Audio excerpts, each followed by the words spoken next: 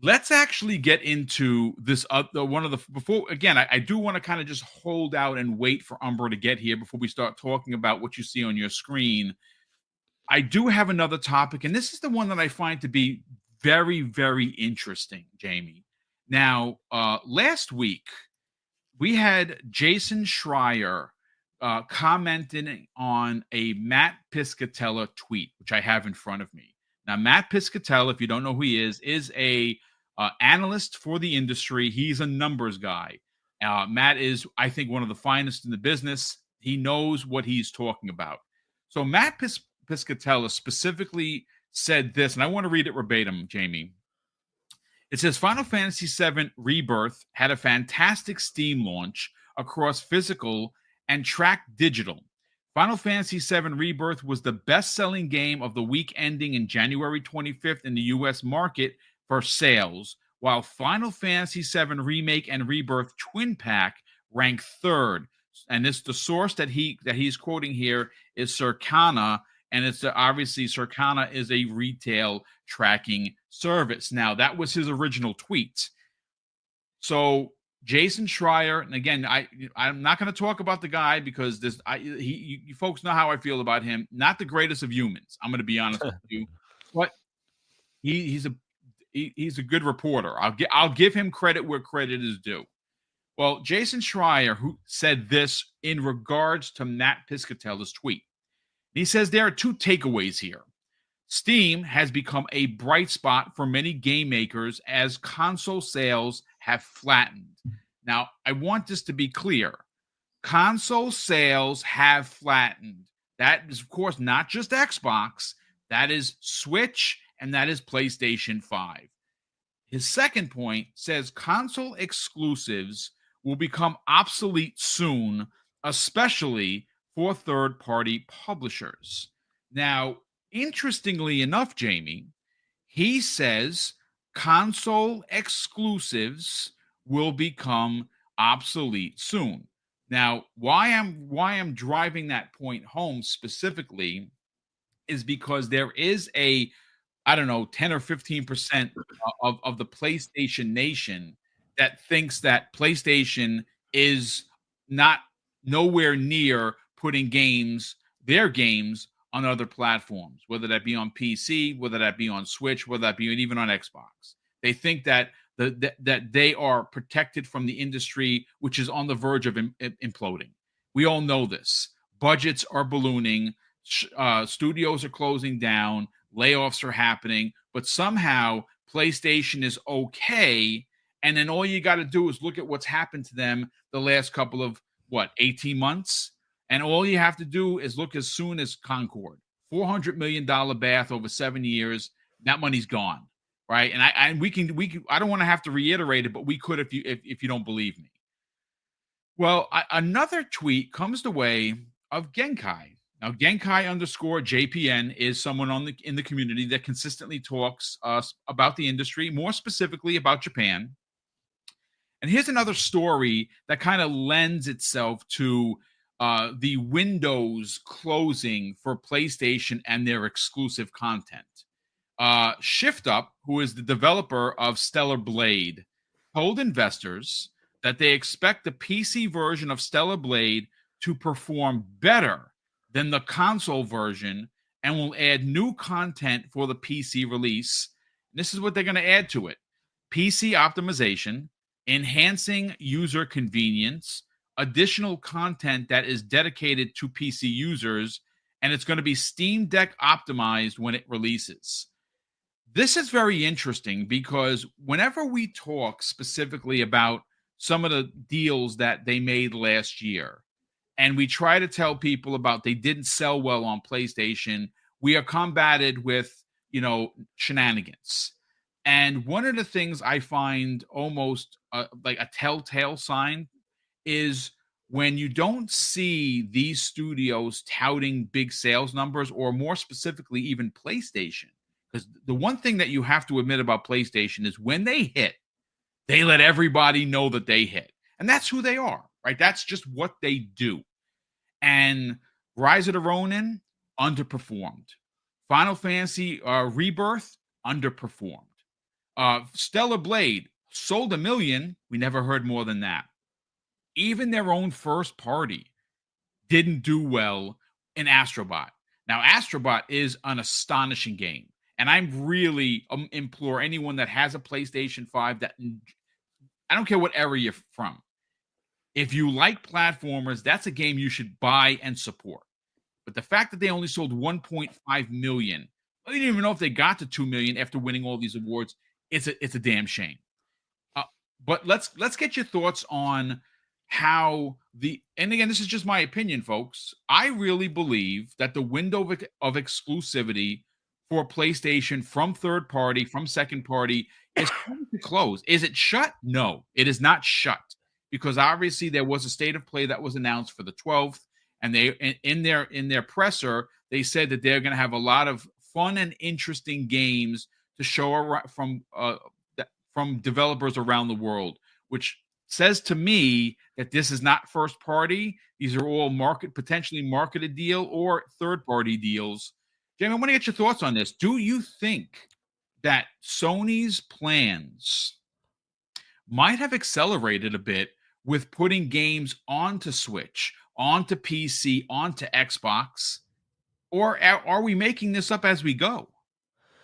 I think they might be making up as they go. The industry's in a weird place at the minute because, you have companies like Square Enix, third party companies that are realizing like they are getting nothing, absolutely nothing, out of not putting their games on multiple platforms.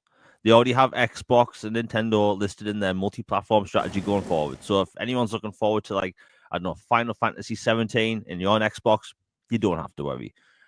But when it comes to PlayStation, like they had Concord, the biggest flop of all time. I'm not even joking. Like that is literally worse than ET, which basically crashed video games in the US.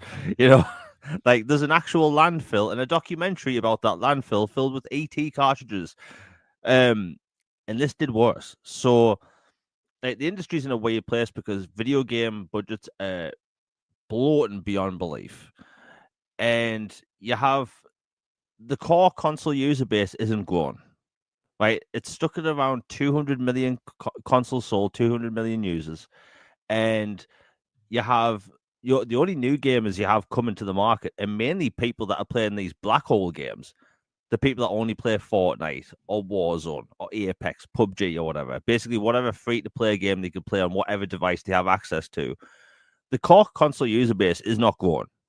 Now that should be very scary for a lot of people because like the games we want, everyone listening right now, we want to play these, single player core games or multiplayer core games that come out dozens of times a year. But if that audience isn't getting any bigger, then who the hell is Sony, Microsoft, Nintendo? Well, Nintendo's in their own little magical cloud. Let's leave them alone for a second. But like Microsoft and Sony's audiences aren't really getting bigger than they ever have been. Right? The PS3 and Xbox 360 were both at like 90 million consoles sold. Everyone was happy. But like consoles aren't really getting any more popular than they used to in the past. So I think, Microsoft and Sony, they realize, like, look, these games cost a lot of money, even if it's a smaller budget game they're making. Like, why not put it on other devices? And I get it. It's weird. It is a weird concept of having platform exclusive games or games made by other platforms on different consoles. It's a weird concept, but times are changing. Yep. I mean, hell, when you have people from Take-Two talking about how games should be $100, and you have Microsoft and Sony looking at other platforms, I think the writing's on the wall. Like these games just cost too much. And I've said it before, and I think I said it in last week's episode. If Sony and Microsoft were selling Mario Kart style numbers or Nintendo style numbers on their platforms, I don't think any of this would be a topic. I think Microsoft would never put their games on other platforms outside of PC, and Sony wouldn't put their games on other consoles. But that isn't the reality of it. Like Mario Kart 8 Deluxe has sold, I think, like 68 million consoles. Sorry, 68 million copies. Like Microsoft and Sony have never had anything close to that. They could dream about it. So like times are changing, and it's scary for some people. But as we've seen over the past year, you just kind of have to get on with it. There's nothing we can do about it. People can whine on Twitter about it, but the truth is, people just mute you or block you. Like as we've seen Sony transition from years ago to only console exclusives, at a time where Microsoft slowly start putting more games on PC, people like PlayStation will never put games on PC, never. Yeah. And then it happened with one of their games where it was 3 years after it came to console. And then people were like, okay, it'll never be shorter than 3 years. And then it was 2 years, and then 1 year.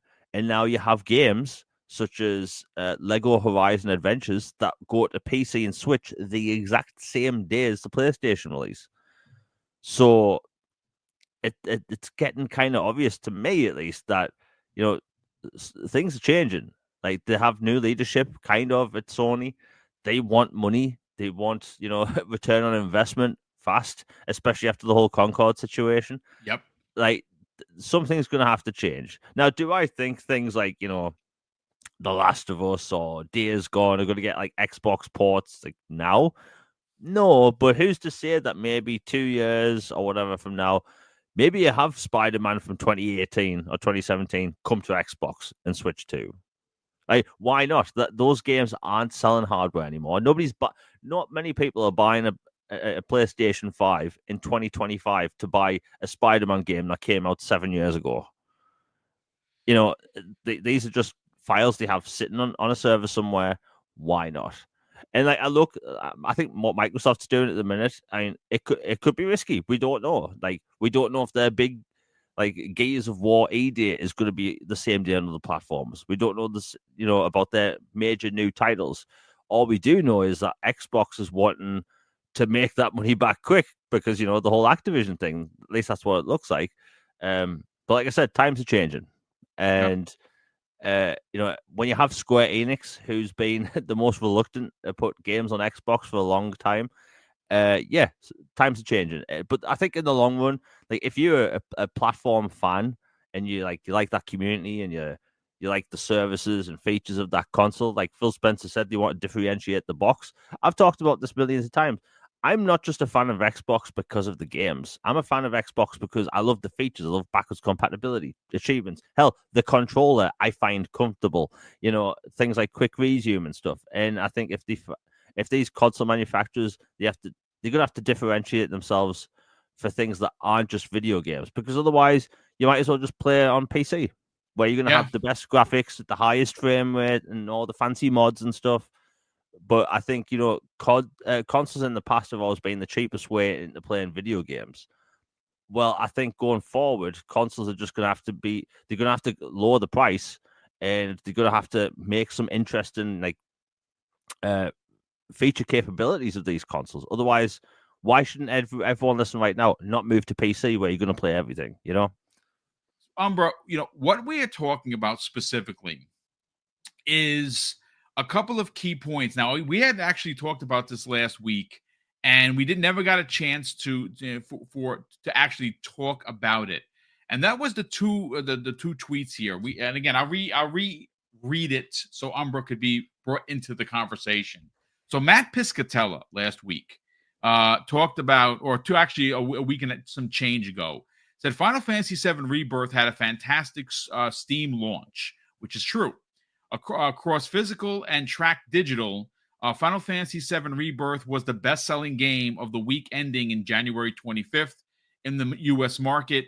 That's for sales. That's for dollar sales. While the Final Fantasy VII Remake and Rebirth Twin Pack ranked third, and this source that he quotes here is from Circana, which is a retail tracking service. Now, why that's important is because Jason Schreier actually quote tweeted Matt, and Jason Schreier said something that's very interesting. And this I think really does damage a lot of the wall building that PlayStation gamers have been doing over the course of the last 2 years. That Xbox is dead because they're putting games everywhere, and PlayStation would never do this. Right now, PlayStation is never going to put games anywhere else. Well, Jason Schreier, and again, interestingly enough, normally he's the guy that everyone goes to Some of the thing, and again, I don't like him. You know that, everyone knows it. I make no qualms about it, but I do give the guy credit where credit is due. All of a sudden now, because he says what I'm about to read, he's a pony bot or an Xbot, and he's defending Xbox. He's not. He's being, I think, looking at the industry and what's actually happening. So he says these. He says this. I have two takeaways here. Steam has become a bright spot for many game makers as console sales have flattened. And I do want to stress console sales. He didn't say Xbox. We know Xbox numbers are terrible. No one's denying that. But he says console sales, which is across the board. Xbox, PlayStation, Switch. They flattened. It's a fact. Second point, he says console exclusives will become obsolete soon, especially for third-party publishers. Now, again, he's not saying that Xbox exclusives are going to be obsolete soon. We know that they already are. He says console exclusives. And of course, I'm not suggesting, and I agree with Jamie, you're never going to see The Last of Us on an Xbox. You're just not. Spider-Man 2018 is something I've been banging the drum. I think it would be great to have that game launch on Xbox. You know why? It'd make a lot of money for Sony, and it'd make a lot of money for Marvel. And I'm not saying that there's going to be a day where Spider-Man 3 is going to be day and date. That's that like MLB The Show situation. But Marvel, I think, is getting a bit impatient with what Jamie said. Spider-Man 2018 is literally sitting on a virtual shelf somewhere making no money. And Insomniac, they know how to program and make games for Xbox. It seems like a no-brainer to put that game on there, even just for a test. Hey, they don't got to put all three. We're just going to put this one. They put it for 50. They could probably even charge $70 with all the outfits that, the DLC over the years, and we'd buy it. I would buy it again. I've platinumed it. I own it. I own it twice. I own both versions, and I would gladly buy it again and play through it. Spider-Man is great. Insomniac is an amazing developer. They'd get my money, but this is where the conversation gets a bit more interesting. Now, Shift Up, as you know, Umbra, made the game Stellar Blade. Now, Stellar Blade, from many accounts, was a fantastic game. The problem with the Stellar Blade is not a lot of PlayStation gamers bought it. Very much similar to Final Fantasy VII Rebirth, very similar to Rise of the Ronin, very similar to their own first party in Astrobot, which I don't understand how it didn't sell. It's just crazy to me. The game's amazing. Well, according to Genkai, which is, of course, a community member that talks a lot about Japan, it's Genkai_JPN. He says Shift Up told investors recently that they expect the PC version of Stellar Blade to perform better than the console version and will add new content for the PC release. These are what's going to happen with this game. PC optimization, enhanced user convenience, additional content that is going to be potentially exclusive to PC, and at launch, it's going to be Steam Deck optimized, which is great for anyone that plays on Steam Deck. This kind of leads to the conversation that the days of Sony's exclusivity, I think, are shrinking. I think day and date to PC is almost guaranteed this year. I think and if it doesn't start with Kojima's game, which I believe it is, I think it's going to be Ghost of Yotai for sure. It just makes too much dollars and cents not to do day and date. But I really think the window for third-party exclusive content that's not like from their China project that they're working on is closing. I want to get your thoughts on that. Oh, there he is. Infinite Umbra, are you there, kind sir? Uh-oh, he's having issues. There he is. He's muted.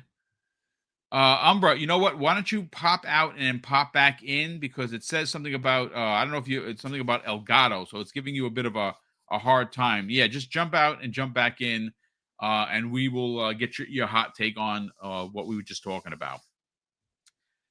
So, ladies and gentlemen, as we await Umbra to get back in here, want to thank you so much for not only hanging out with us here today. We've got 523 people watching live, and let's break that down and where that's coming from. We have 220 on X, which is awesome. Welcome everybody on Twitter. 303 people watching on YouTube, and no people watching on Twitch. That doesn't surprise me at all because Twitch, we're not big on Twitch. I don't know. Is anybody's podcast really big on Twitch? I'm not exactly sure, but again, we certainly appreciate all of the viewage that we get, and hopefully you are in fact enjoying the gameplay in front of you for South to Midnight. We're going to get to that topic momentarily. Let's see. So Jamie, listen, let's start talking about the state of play that was announced, and of course we will roll it back. The state of play was announced earlier this morning. It has been confirmed for tomorrow, which of course is Wednesday, February 12th, and I have the presser in front of me. This comes the way of Tim Turry. He is the content communications manager at Sony Interactive Entertainment. He says state of play is back tomorrow, February 12th. Tune in live for news and updates on great games coming to PlayStation 5. The show celebrates a creative and unique selection of exciting games from studios around the world. It is the 40-minute plus show begins at 2 p.m. Pacific. 2 p.m. Pacific, 5 p.m. Eastern Standard Time. Well, that's it. Okay, wait, let's get in for number. Umber, are you here, sir? Yeah, can you hear me? Yes, we can, sir. Okay. So we'll come back around to the state of play announcement. I do want to get your thoughts on how things are shifting for PlayStation and putting their games in other places. Because again, I think that there's a large portion that believes that PlayStation is somehow immune to the industry and and how rapidly it's changing. I think simply that is why you saw so much movement in management. I think a lot of the old guard might have had this stay in our box mentality, and I think they are moving away from that. What's your thoughts on some of the information I just provided? Yeah, no, I agree with you that they're definitely going to shift in some ways toward the same strategy Xbox is using. The thing is that I think, with the sales they're having as far as hardware and their traditional model, it's going to be a tough transition for them to kind of switch to what Microsoft is doing right now. Yep. So I think they're going to do it on I hate to say the word, to borrow from Phil, but a case by case basis. And I think certain games, like Death Stranding, like you said, part 2, might be the start of that. Now that's not even their game anymore because we know they sold the IP back to, Kojima or whatever. So that's not a loss really for them if they do that. That makes sense for it to go day and date with PC as well. Yep. So I can see that for sure. As far as Ghost of Yotei and things like that, because they're still on this traditional style of release, I don't think that would be the one. If I had to bet on any first party specific game that would go day and date, I would lean more toward Wolverine or something like that. You know what I mean? And even then, I feel like that could be a bit of a stretch, but I would say that more than anything because it'll have time behind it for them to shift strategies, because it seems to be that Totoki wants to go the route as well as Satya did, right?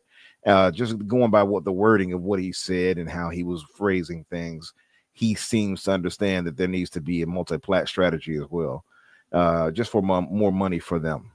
They don't have a market yet for outside of Helldivers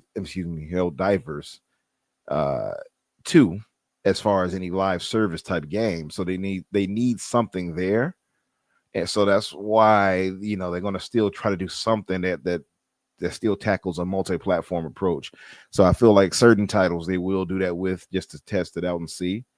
To me, I could see Death Stranding 2 being the start of that. There's no real skin off their bones or whatever if they go that route, because again, Yes. they don't own that. They just have a little exclusivity on consoles with with their deal. So that makes the most sense to me immediately.